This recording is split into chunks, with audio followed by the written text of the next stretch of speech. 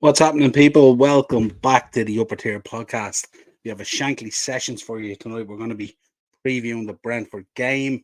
We're going to be talking a bit about last night. We won't dwell on last night too much, but I think there's a number of issues we should really talk about. Again, folks, if you're in the chat, let me know if my mic isn't acting up, if everything is good audio-wise and stuff like that. I had a little bit of disaster. Sorry for being late tonight by a few minutes, but I was about to go live and the whole mic arm just disintegrated off the desk. So I had to rally an L tripod one, as they say, to make sure we could hear and see each other. So that's the way it goes. So there you go. So apologies. Big up, Stephen. Thanks for that, Paul. Appreciate it. So let's get into let's have a chat about last night. What did we think? Really, really disappointing again.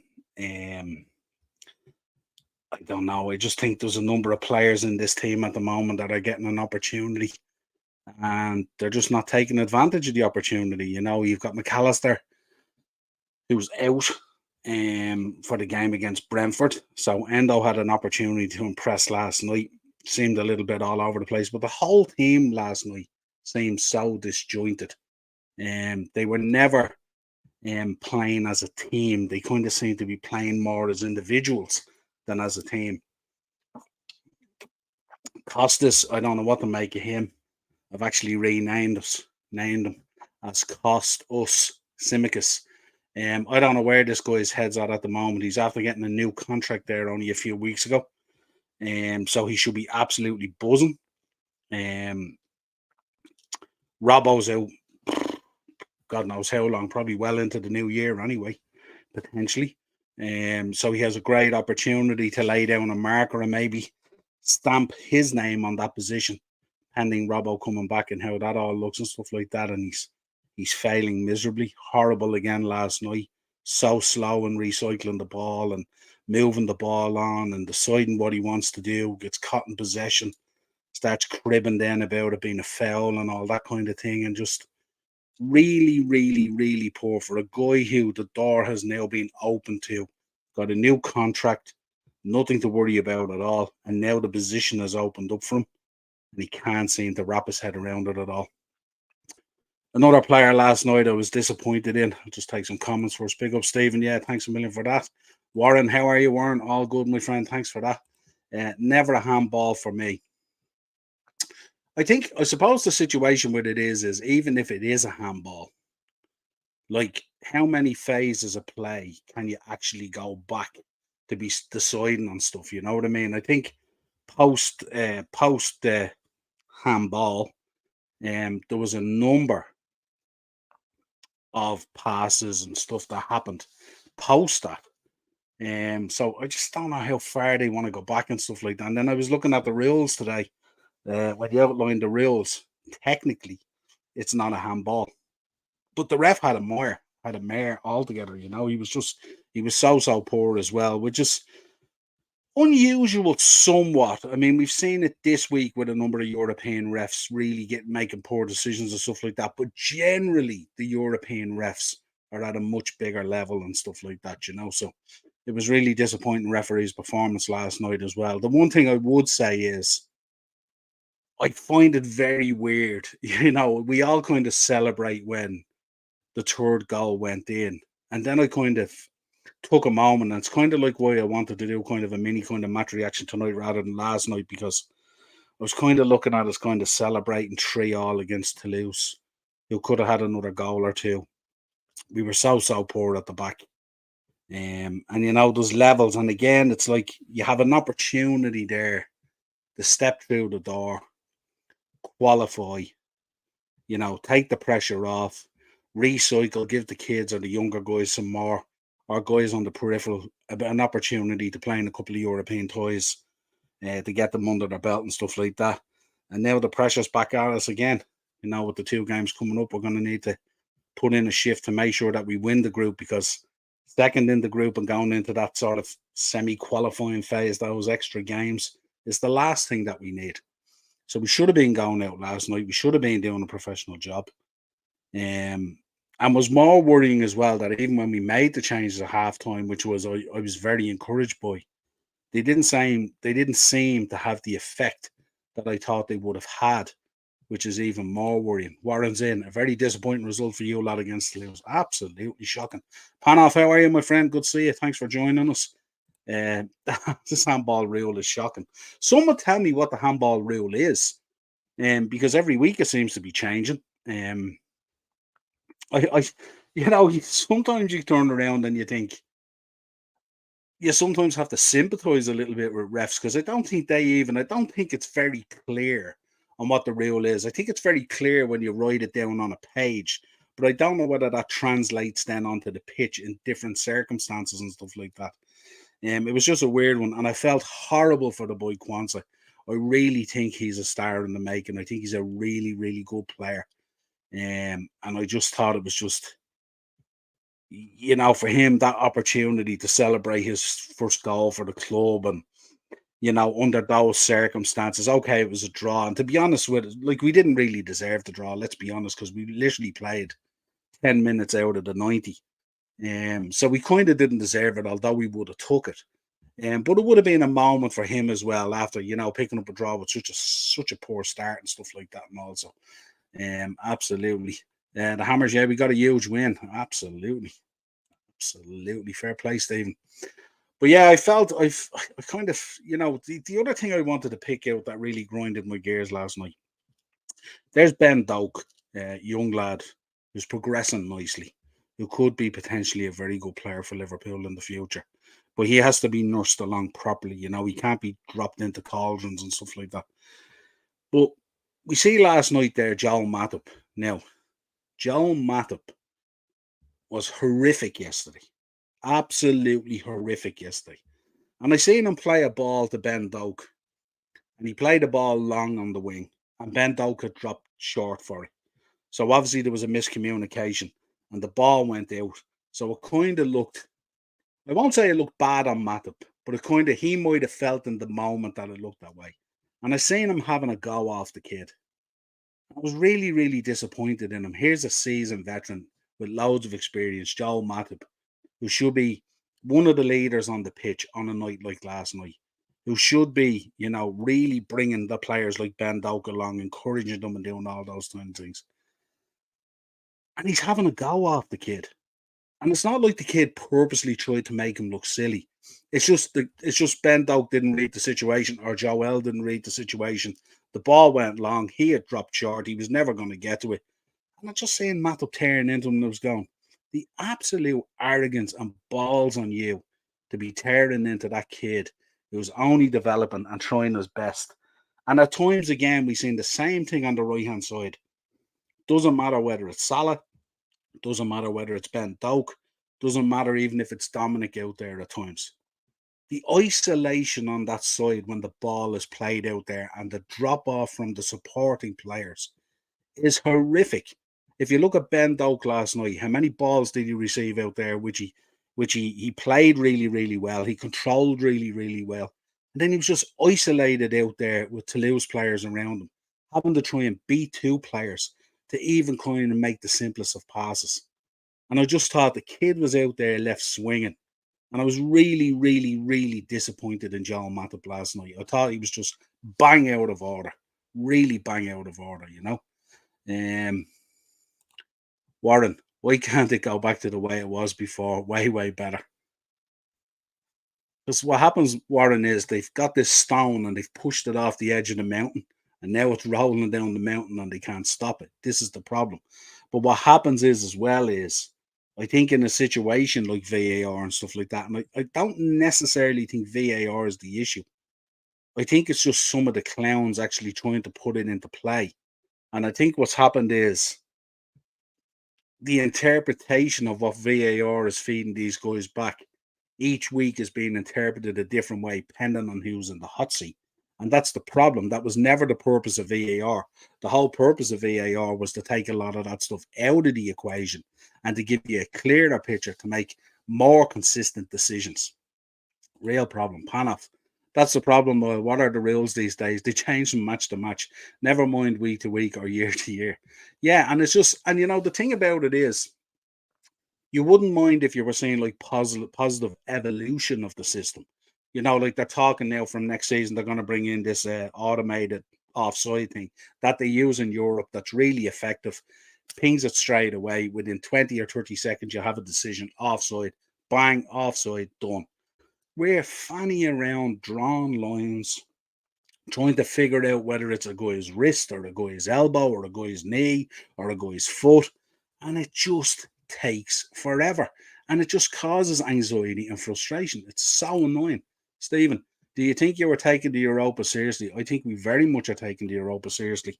Um, we tend to, I don't think, Stephen, we're that type of club. We're not the type of club that generally bins off trophies. As you're saying in the quad push when we went for it, like really to our detriment, where we go for everything. We ended up with the two domestic cups, missed out on the Champions League and the league by very short margins. So I do think we take it serious. I would couple the fact as well that Jurgen has never won it, and a number of these players, well, most of these players probably in the team haven't won it. So it's another trophy they'd like to put in there to kind of complete the set and stuff like that. It also carries a Champions League spot, and the problem there for us is at the moment, if you look at we tend to have moments during the season, kind of around this time of the year as well, where we're coughing up results to lower level teams. Um, and it's just really poor, It's just like even look at the volume of chances we're creating at the moment. Look at the Luton game. Look at the game last night. You're creating a load of chances, but you're rarely hitting the target. If you don't hit the target, you're not going to score. So I think we do take it serious. I think it's really, really important to be involved in that kind of thing, especially in the new year. I would have assumed if we went out and did the job we wanted to do last night, it would be, as I said, a great opportunity to blood in some of the younger guys and stuff like that coming through and give them that experience that they needed. Now we can't. Look, after 45 minutes, we're having to launch the big guns on, and they're not even having the desired effect when it happens. So it's worrying, and like I'll bring up another slide as well. Here's the worrying thing for us as well. One win and 5 away games, which is shocking form for Liverpool. Shocking form, which means we're heavily relying on our Anfield form, and that's just simply not good enough. Not good enough by any stretch. Get rid of VAR, at least with refs making spur of the moment decisions. It was at least acceptable. Either that or get AI in the VAR room. Yeah, there's little things they could be doing or implementing and stuff like that would make their life and our lives as fans so much more enjoyable and easier and stuff like that, and probably create a bit more respect. I've seen it firsthand myself, even coaching and stuff like that. Refs get a torrid time, but a lot of that stuff that they get, it's self-inflicted. It's brought on by losing control of games, not refing games in the way in the manner in which they should be refed, not understanding the magnitude of the decisions that they make. You see it today with what's an Anthony Taylor, I think it is, who's going to ref the Man City Chelsea game on Sunday. Got demoted down into the championship, made a horrific penalty decision in the championship game that he refed, and then gets promoted up to take on the biggest game of the weekend, arguably Man City and Chelsea. So someone needs to explain that to me, how that gets to happen. It's really, really worrying the way they're managing and stuff like that. And I would actually make the point as well. I actually think since Howard Webb went in there, it's actually gotten worse, because what they've done is they've brought an extra layer of scrutiny on themselves, which is causing them to make more horrific decisions. And it's just, you just look at it over, just look since, even dare I say, look since the start of the season, it's been horrific. You know what I mean? Like, how many times have we gone on podcasts and created episodes on my channel or Warren's channel or anyone else's channel in the chat? And every week, every single week, we're talking about VAR and the decisions and the referees and stuff like that. Even Mark, who does the Monday show with me, who's a ref, has a pain in his face talking about how poor and how bad the level of officiating is in the Premier League. And now looking at this week, it looks like that there's similar issues as well. in Europe, which we could have normally relied on to have that bit of respect, manage the games, and do what needs to be done. But very, very worrying. Yeah, going back to the game anyway, Costas. Yeah, he would be one I'm very concerned about with Robbo out and stuff like that. And I've said it now for a couple of episodes now. I actually think we need to bring in quality either left back or left sided central defender as a starter. That's my view at the moment. So yeah, overall, really, really poor last night. I thought we just didn't get into the game. Everything was disjointed. Um, I just think we lack that kind of guile and intensity and all that we need, you know. And it's so frustrating. And it's always at key moments, isn't it? It's always when a door is open for us, you know, like last weekend against Luton, we had a great opportunity to put points on the board. Just rock up with the wrong attitude. Should be coming out on Thursday to fix that. And even with the poor performance of so many players last week against Luton, you would think some of those boys would have come out on Thursday and go, you know, if I rock up and put a performance here against Toulouse, they might pick me on Sunday against Brentford. And if I put in a performance against that, I might be putting my card in the hat there to be picked potentially for the Man City game when we come back. Huge, huge, huge. Warren, I wish Mikel took trophies seriously. He seems to enjoy binning off trophies.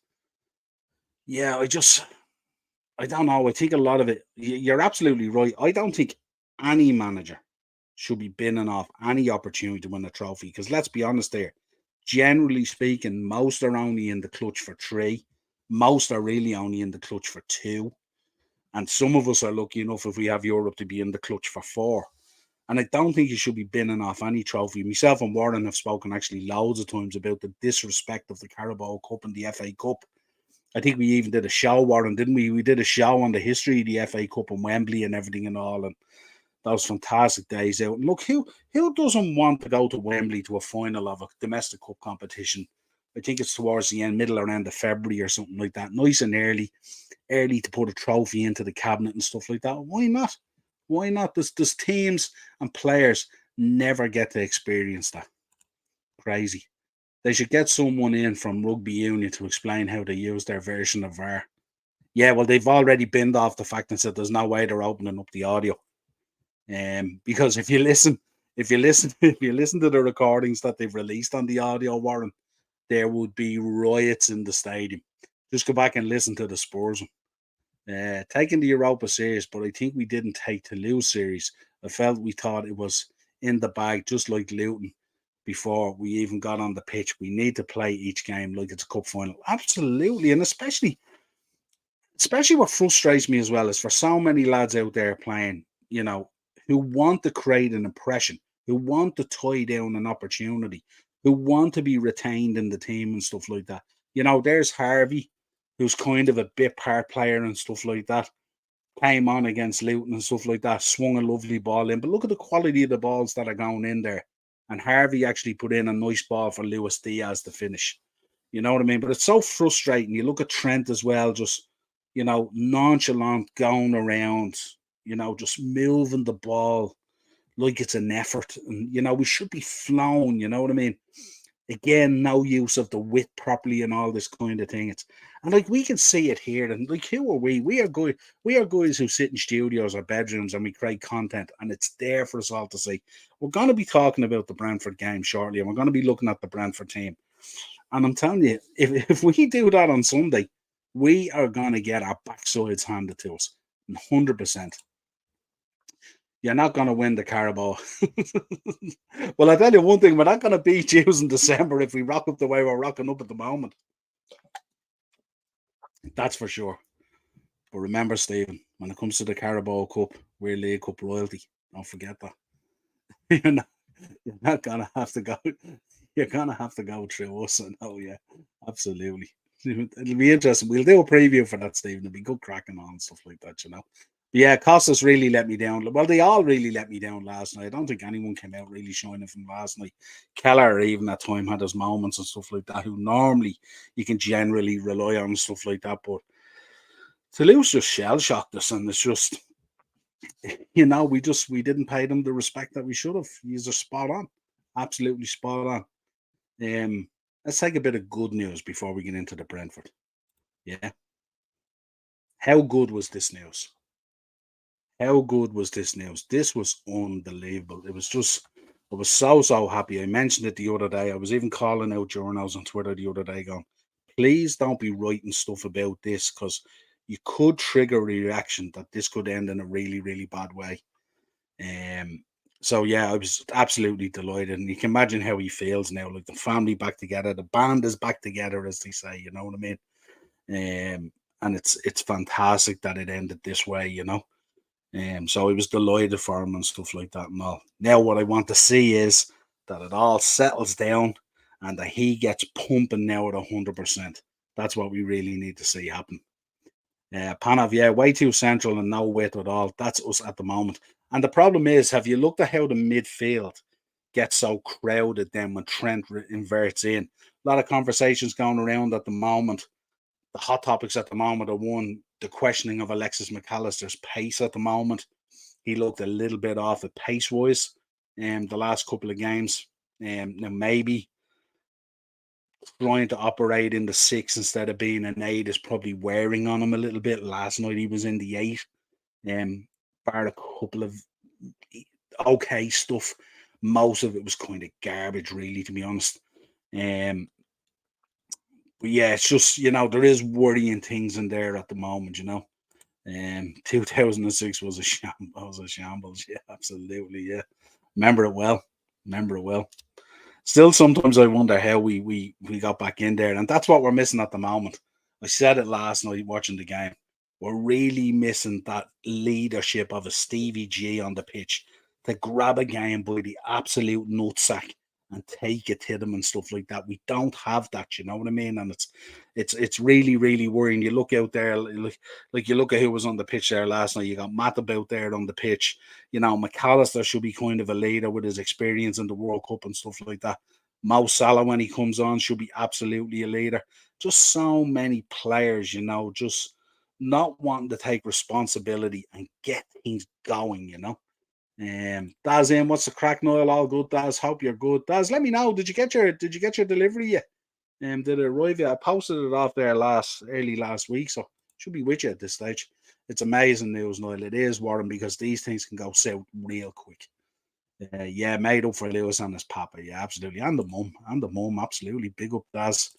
Big up Panov, mate. Absolutely. So that was good news. Of course, we have to wish this legend happy birthday. Patrick Berger celebrates his birthday today.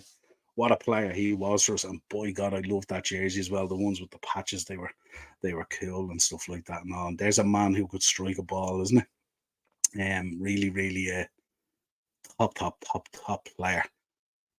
And of course, a man whose form has been slightly, slightly indifferent. Oh, brilliant! You got it. Happy days, happy days. Delighted that. Um, a man whose form has been slightly indifferent, but picking up Premier League Player of the Month and also the Standard Chartered Player of the Month. And it was interesting. I read, and I was shocked to hear this. Let me know what you think in the chat. That's his first Premier League Player of the Month. I think that they say since 2018 or something like that. Nearly 4.5, 5 years. How old is Berger? He must be. I didn't check out his actual age. It didn't give his age, but he must be close to. He has to be 47, 48, I would think. If any of you are on Wikipedia there, check it out. But I'm thinking he has to be 46, 47, 48. Must be coming close to 50 at this stage. I would say. I will tag you in it tomorrow, Niall, or Sunday. Good man, Daz. Delighted you got it. No bother at all, pal. But yeah, so let's get into the presser from the gaffer for Brentford. Because this is going to be a tough one. This is going to be a tough one. Right.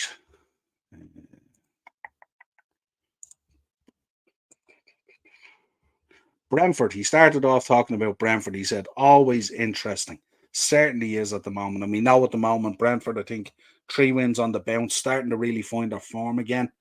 They had an indifferent start to the season, losing in places where you wouldn't expect them to lose or dropping points late on and stuff. But certainly they've sort of found their form again, and they don't have Tony available. Thank God.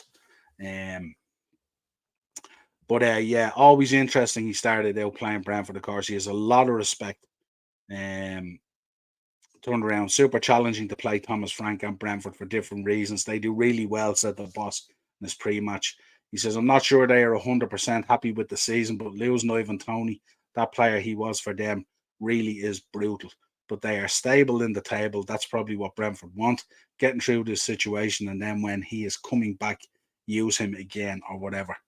He was talking about how well organised they are. They're always well organised and always well drilled, Brentford. And we will look at the Brentford side. Let me know as well, guys, what you're going. Who are you going with? What's your makeup of the team tomorrow? Would you go with a different formation? Do you give Costas another opportunity? Endo's probably going to go in. McAllister is suspended. So let us know. We'll have a look at our starting level 11 as well as analysing theirs. He said we had situations where we were three players against one, but the one Luton player could get out.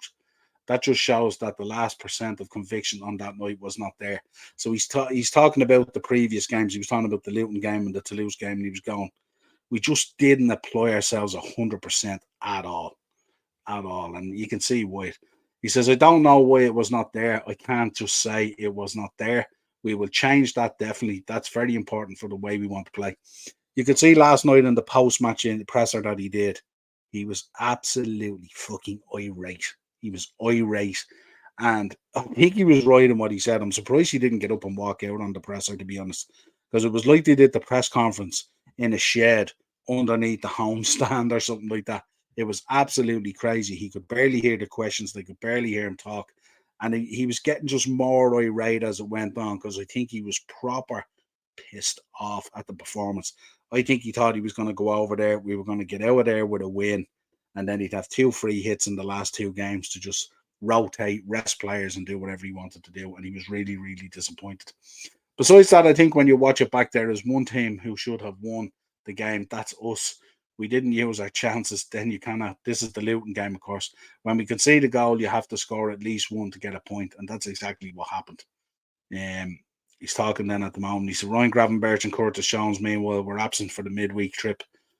Looks like they're both going to be out as well. Gravenberch might be available. He said they have to see. He should recover, but Curtis with the hamstring issue will certainly be out. He was asked about Endo. He says, Wataru was for us all the time very important, said the boss. That's again another part of football. You line up on an 11, they play well, and then you think the others don't do well. That's not true. Now, I did have some, I was thinking about Endo afterwards and stuff like that. And all, and I was thinking it was just so disjointed in the midfield. He was having to cover a lot of stuff and all, and a lot of the passing and all wasn't really good either and stuff like that. And he just looked like he was the guy who tended to be on the end of stuff when it broke down or fouls or whatever it was. He was very, very lucky, I have to say, as well. That tackle was a bit tasty, as they say. Wataru makes steps every day, and that's important. We had stories like this in the past. This year, it looks a little bit different. Then the players may fit in a bit quicker, but we had stories. Andy Robinson didn't play for half a year. Nobody can remember it anymore, but it was like that. Other players as well have had their struggles in the beginning. That's all fine. He didn't even struggle. We played pretty good, successful, and he is super important for us. I wouldn't necessarily concur with that. I didn't actually think we played really well. I have concerns at the moment about the midfield. I think our midfield at the moment is just a bit too soft. I think it's exposing our back line, and that's why we're coughing up goals. And I think our midfield could be doing a better job, being honest. And I think when you think about it last night and who we had on there as well, Alexis was on there with Endo. So in theory, we had 2 6s on, even though one is an 8. So there should have been more than enough there to cover and break things down, but it didn't quite happen that way. Only a nipper then. Yeah, he is Banov. Yeah, absolutely. Thomas Frank is a good manager. He's a very good manager. Very, very good coach. And very do you know what I like about him? I seen him. He was on with Jamie, wasn't he, and Gary Neville a few weeks ago on Sky as well. And he's a very matter of fact manager. So you could imagine, playing for him and getting coached by him. He very much would simplify what he wants you to do. I don't think there's a player on the Brentford side that goes out onto the pitch not fully educated and worked out in terms of what his role is that day and stuff like that. So yeah, he says, we are together for a while. We are much better used to each other than we were, things going in the right direction. We are not there yet. We are not as stable as I wish, but that's normal as well. All fine. So I think he was saying, and he was alluding to this the last few weeks as well, where he was saying, we've had a decent start to the season, but let's not get too carried away or too gassed. There's still a lot of work to be done, both from the coaching element and also from the playing element and stuff like that. On Alexander Arnold, he added, yeah, possibility to play in midfield. It depends on the situation, the opponent, on a lot of things. We know that he can play there. For us, if we just put him there, then we lose one of the best right backs in the world. So we should not forget that completely, at least. Of course, he is an option for that position. He's talking about when he inverts him in and stuff like that. Is he going to use him potentially in the midfield against Brentford?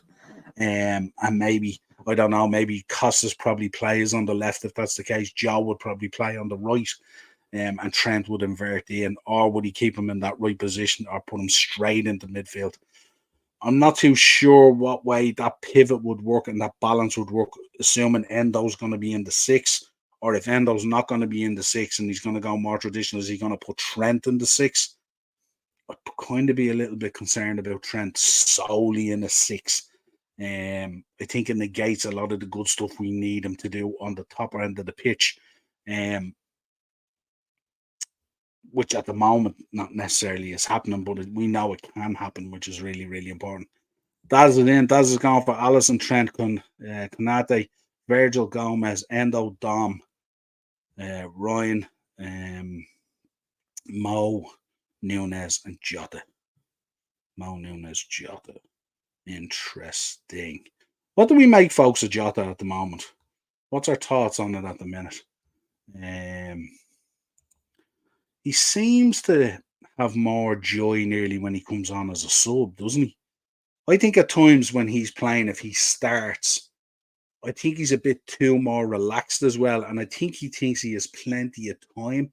Whereas I think if you bring him on at half time or bring him on for the last half hour, I think he's more focused, more clinical, because he's less time to be, he's less time to actually do what he needs to do and stuff like that. So I'm a bit concerned about. I'm always a little bit concerned. I love Jota because I know he does goals in him and stuff like that, but I'm always a bit concerned when he starts. He's also one who technically, like in theory, can pick up a booking quite early, and then has to figure out how to manage his way through games as well, which is a little bit concerning, especially against a Brentford side as well that are quite physical. And we will look at both sides now in a minute. I don't know, Niall. The teams we have put out should be good enough to win those games. I think it's too much complacency. It is. It is. But I think, do you know what I think it is, Panoff, as well? I think sometimes do we just make too many changes?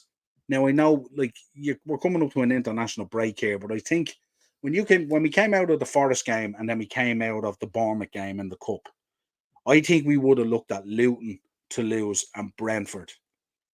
Brentford at home, of course. We would have been thinking 6 points, wouldn't we? I don't think anyone wouldn't have been thinking 6 points. But I just think at times, I think maybe we just make too many changes. And what happens is it causes this disjointment. And then I think that anxiety kicks in. If we don't hit the ground running and take control and things don't quite go our way, and we've seen it when we cough up goals, especially early goals and stuff like that, we just kind of get a bit fragmented and we get disjointed. We're not kind of playing football, in the way you expect, with patterns of play and that kind of stuff. And it just all becomes very haphazard. And because we don't really have, and I have to put this out there, we don't have any really true leader, captain type players on the pitch. Van Dijk does be out there. He has a bit of a presence, but he's very, very quiet as a captain. Trent, again, as a vice captain, you rarely hear much from him. His only input really is when he's standing over a set piece, trying to decide whether it's him, Mo, or Dominic. But as a captain, as in grabbing hold of a game, Stephen earlier mentioned the cup final in 2006 and how Stevie grabbed hold of that game. He took personal responsibility to elevate people and what had to be done there on the pitch. And we don't see that last night. You know what I mean? It's kind of like the first goal we got back was an OG off a shoulder. It's just then Jota got the goal and then we were unlucky with the Kwanzaa one. But we've coughed up 3 goals that could have been 4 or 5. You know what I mean? And it's really, really frustrating. But I get what you're saying. It definitely is. I mean, we definitely should have enough of whatever combination we put out there to beat Luton. And no disrespect to Luton and also Toulouse. But I think sometimes when you make too many changes, it just certain cracks just appear with players that maybe are not ready. And now listen, fair play to the Toulouse fans last night as well in that stadium and all. They made that quite a cauldron. I mean, that atmosphere there last night at that match was, it was nearly St. James's levels. It was Anfield on a European night level. You know what I mean? They did a great job. And maybe just some of those players just mentally weren't prepared for that. They thought they were going to sail into town, as you said, Panov, with that complacency and just thought, yeah, we'll rock up and we'll do what we do, Wasn't the case.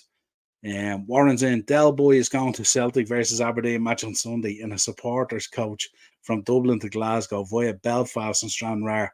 That coach is going to be madness. It is going to be madness. That's a bit of a track for our old Del Boy. Fair play to him. Fair play to him.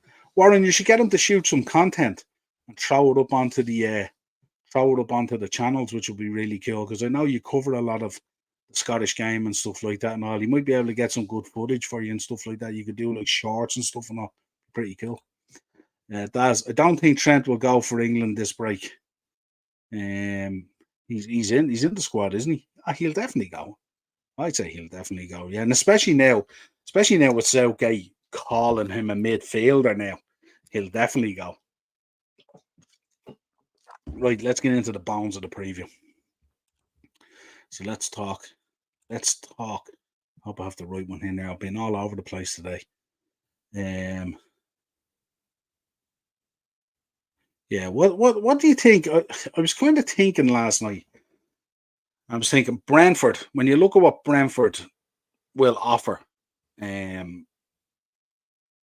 very, very powerful. You've got a guy in Visit who kind of disappears in games and suddenly comes alive. You've got a guy there in Brian Mbeumo who's so powerful and so strong on that right hand side. Powerful in the way he runs. And then they've got a number of players that can come from deep as well. Mopay might be in there as well. He's only after scoring again last weekend after quite a drought. So he'll be fired up for it.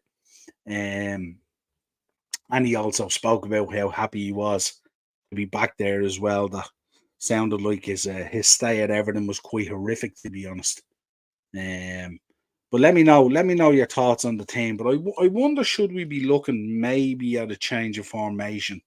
Maybe pack the midfield a little bit more. I know it can get condensed in there, but if you had a midfield in there of maybe Trent with Endo and Joe a little bit more forward, maybe we could push. Because one of the things I've been noticing recently as well about us as well is even when we make the breaks and put balls into the boxes, we're not putting enough bodies in there. There's literally no one in there. If you look at Mo, even if we play with the traditional three up front, which is like, Mo, say Darwin and Jota or Luis Diaz or Cody or whoever it is, Mo's out there generally delivering balls potentially in. If he's not making runs, checking back inside to make runs to try and pop a shot. But he's putting balls in there. So that's one out of the equation so far, So then what have you got in there? You might have Darwin coming in from central, or you'll have Lewis coming in on the back end, or Jota coming in on the back end. But we're not pumping guys forward.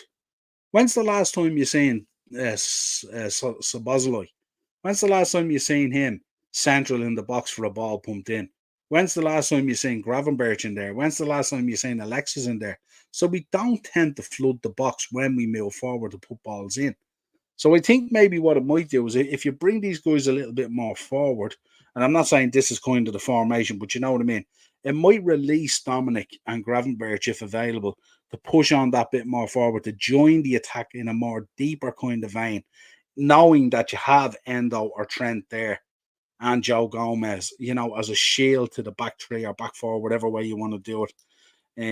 I wouldn't be disappointed if we keep Kwanzaa in there.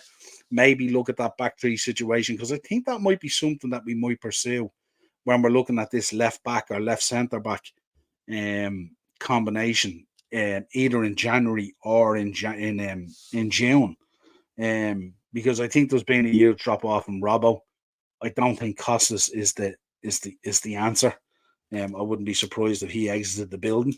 So I think we're going to have to decide what we want to do there. So if we go with a left centre back, does that mean we're going to be going with a back three and it's a change of idea and a change of what we think we want to do, or what way do we want to do it? I think Endo, I think he probably deserves another, until we get in at like a real quality six or whatever.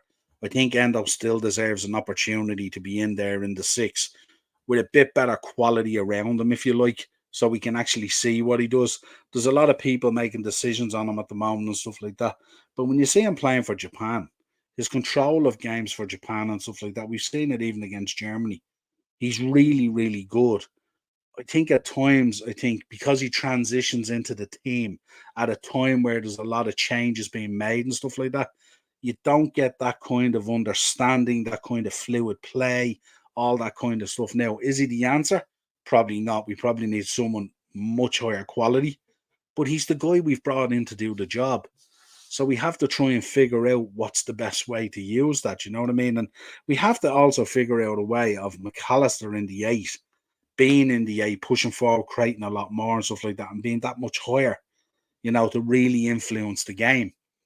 And I think that's what happened last night as well. I think what happened last night was with Endo, because he was a little bit all over the place and the game was haphazard and all that kind of stuff. And of course, he had taken the booking as well. So he had to be so careful, and then gets hooked, of course.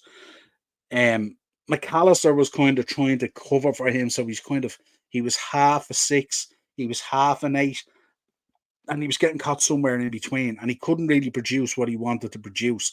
And a lot of it was his concern of what was happening with Endo and stuff like that. And I get it, you know what I mean? So I just think with a bit more quality in there, I think we could see a better version of Endo. Now, will he be the finished article for us? I don't think so.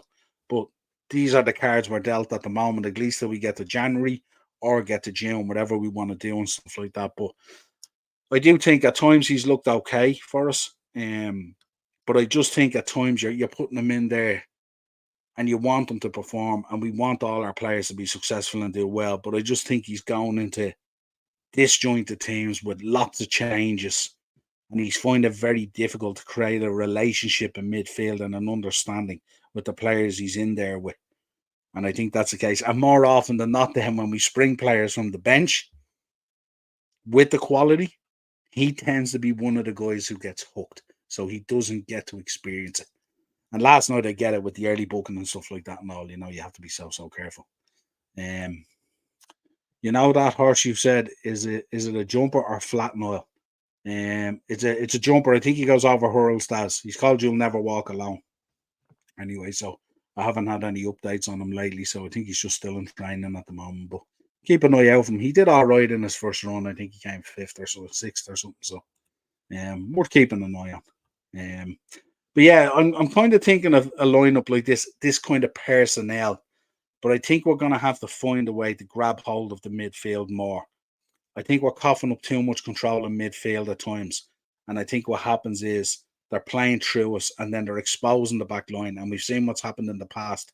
If we don't have our midfield at times shadowing the back line, they get really exposed. And that's when we cough up goals. And then everyone's looking around going, how did this happen? What happened here? How did this go on? And stuff like that and all, So it's just an idea that maybe a slight change in formation, maybe try and control the midfield more, cut off the supply to Fizza and Embuemo and Maupe and stuff like that. Try and, harness them back into their own half and stuff like that. Put the pressure on them, try and suffocate them a little bit and stuff like that. By maintaining control of the ball, be stronger in the press, Get some of those guys like Gravenberch and Dominic, higher up the pitch where they can suffocate them in and stuff like that. And, maybe if we only went with the two up front and we had the two boys more central, it might bear more fruit, because at the end of the day, we're not playing with width anyway. So why are we pushing these guys out wide? why is Mo Salah so wide when he's out playing? When we're not playing with any of that width, when we're not doing the overrun, the overlapping runs and stuff like that. We seen the heat map for Trent the other day. It was as far away from what we expect with a Trent Mo Salah kind of pivot as you'll ever see.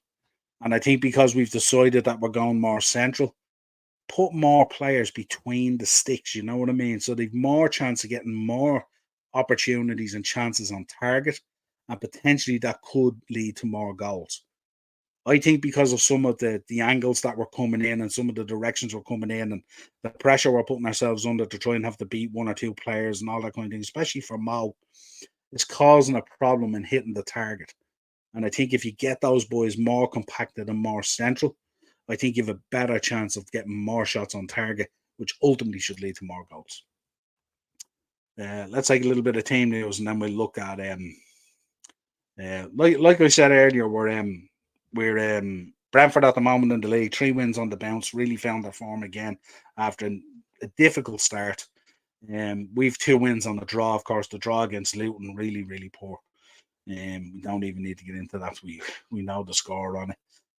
Chances are Van Dijk should return. That's what they're talking about at the moment. Robbo's out with the shoulder. Stefan is still out with the calf. And that was an interesting story during the week as well about the boy Andre, who we have sent scouts over, who we've looked at extensively, who we thought there was a deal there for 25 or 30 million. Fulham have kind of gotten involved. United have also been linked with the boy, but he's kind of said to the club he wants to go to Liverpool. So I don't know what way that's going to land and stuff like that. And then I seen reports coming out that Liverpool have stopped their pursuit of Andre. I wonder, is that just a way of telling about his club and himself? You need to fix up and decide what you want to do, basically. But the talk the other day was as well that we hadn't continued our pursuit of him because we don't want to block the pathway for Stefan coming back in after his injury and stuff like that. But I honestly believe we'll see the better of players with the more competition that we have. And you can see when there's competition there as well.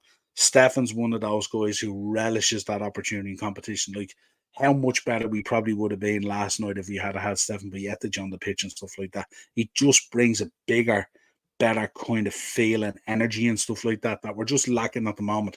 We're just lacking an energy and a drive and a desire to do what we were doing kind of earlier in the season. You know, it's like we kind of dropped that mental fortitude that we had when we drop a goal to be able to come back and win games 2-1 and 3-1 and stuff like that. And we've gone back into the mode of kind of feeling sorry for ourselves again and stuff like that. So, but yeah, we know that Virgil hopefully will be back in.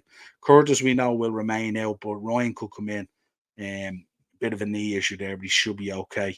Mad to think Curtis Jones out as well and how much we've missed Curtis, you know what I mean? We've missed that little bit of that little bit of not as predictable, little bit of flair there and stuff like that to do things just a little bit different and all. So yeah, I'm looking forward to Curtis coming back and stuff like that. I think probably he'll. I wonder, is he going to put Trent in the 6 and not give Endo a shake at it after last night? I think it was a tough night at the office last night for Endo, but for a lot of different reasons as well, not just his own play, because I think the team was a team of scrubs last night, the way they performed and stuff like that. Mark Flecken, if you look at Brentford at the moment, Flecken should be back in the nets. Aaron Hickey has been ruled out for the remainder of 2023 with a thigh injury. Rico Henry is out with a knee. Ivan Toney, of course, suspended till January. Thank God. I wouldn't like to be facing Ivan Toney on Sunday with the mentality of the last 2 games. Shad is out with a groin. Damsgaard's out with a knee. De Silva's out with a toe. Batista could come in. There's a slim chance he might be available. So it'll be interesting to see what way they line up. Possible lineups there you can see from what I've put in there as well, but I just don't know. He's going to Alisson, Trent, Konate, Van Dijk, Costas.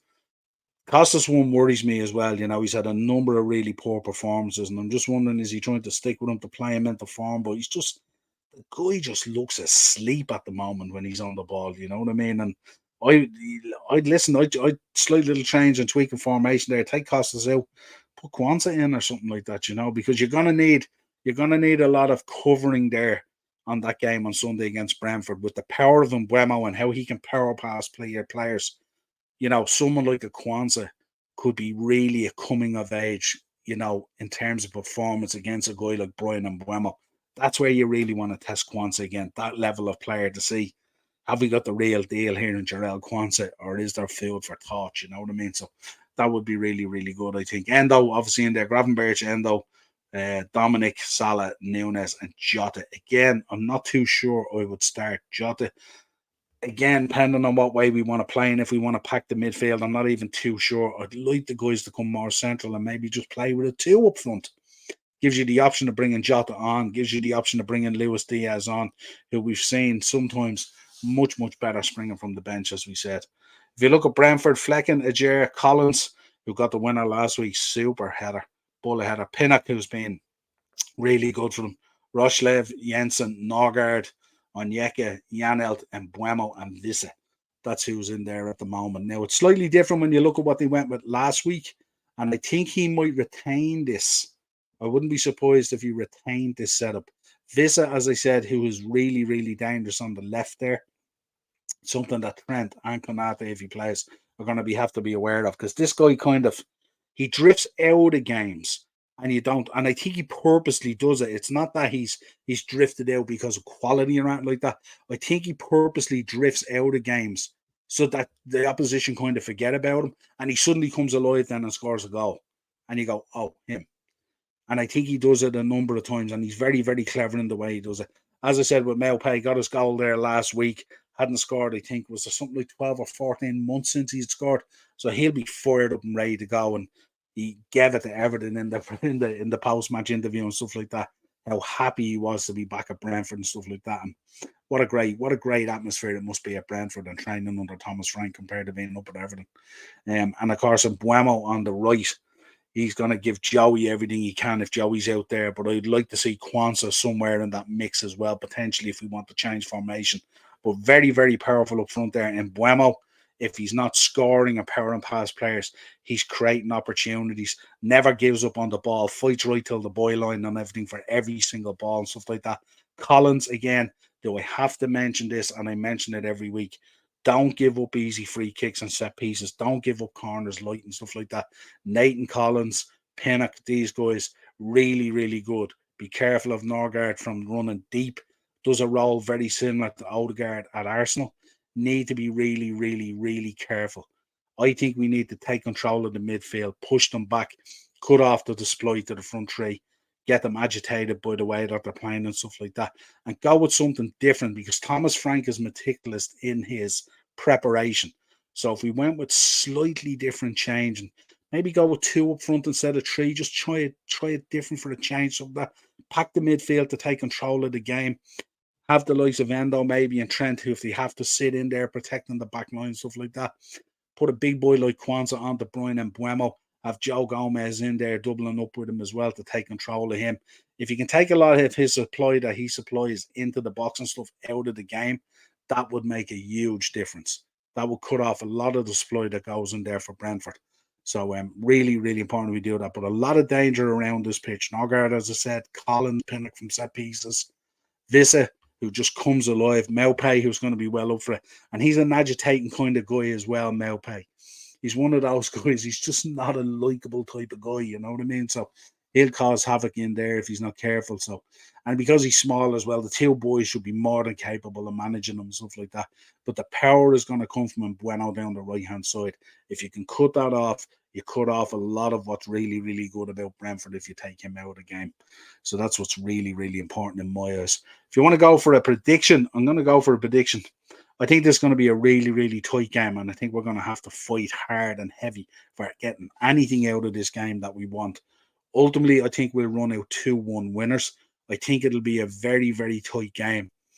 And I think the winner will have to come from something rather special, like a Trent free kick or something like that. But I really think if we want to get more goals in the team and we want to hit our straps a lot better, I think we have to bring those guys in more central between the sticks so they're hitting the target more often. I think we're creating a lot of chances at the moment, but when you think about them in terms of big chances and stuff like that, I don't think we're creating enough of them. I think it's quite mild in terms of what we're creating.